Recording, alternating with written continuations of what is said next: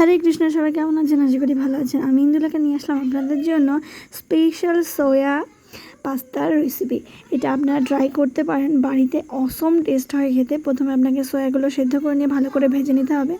এর মধ্যে বেশ কিছুটা বাটার দিয়ে কড়াইতে এর ভিতরে আপনার পছন্দ মতো ভেজিটেবল ভেজে নেবেন। এখানে আমি কর্ন দিয়েছি, গাজর দিয়েছি, ক্যাপসিকাম আর টমেটো দিয়েছি। তার ভিতরে আমি দিয়েছি বেশ খানিকটা টক দই, সামান্য mayo, chilli sauce, soya sauce আর অরিগ্যানো। এই দুটো দিয়ে ভালো করে একদম কষিয়ে নেব। আর অল্প অল্প করে জল দিয়ে একটা ঠিক তৈরি করে নেব একটা গ্রেভির মতো। এর ভিতরে এই গ্রেভির মধ্যে দিয়ে দেবো ভেজে রাখা সয়াবিন আর সেদ্ধ করে রাখা পাস্তাগুলো। এবার এটাকে নাড়াচাড়া করবো বেশ কিছুক্ষণ, কারণ পাস্তা কিন্তু সেদ্ধ হলেন মোটামুটি এটা রান্না হয়েই যায়। এটার মধ্যে এই গ্রেভিটা মিশিয়ে দিলেই হয়ে যায়। তো তার মধ্যে আমি উপর থেকে ছড়িয়ে দেবো বেশ খানিকটা চিজ। আর চিজটা যখন আমি দেবো তখন একটা মাখা মাখা ব্যাপার আসবে। তো আপনারাও এইভাবে বাড়িতে ট্রাই করতে পারেন। আর উপর থেকে বেশ খানিকটা অরিগানো আরও ছড়িয়ে দেবো, তাহলে অরিগানো স্ট্রং ফ্লেভারটা আসবে। আপনারা কিন্তু এই রেসিপিটা অনেকে রিকোয়েস্ট করেছিলেন, তাদের রিকোয়েস্টে এই পাস্তার রেসিপিটা আমি বানিয়েছি।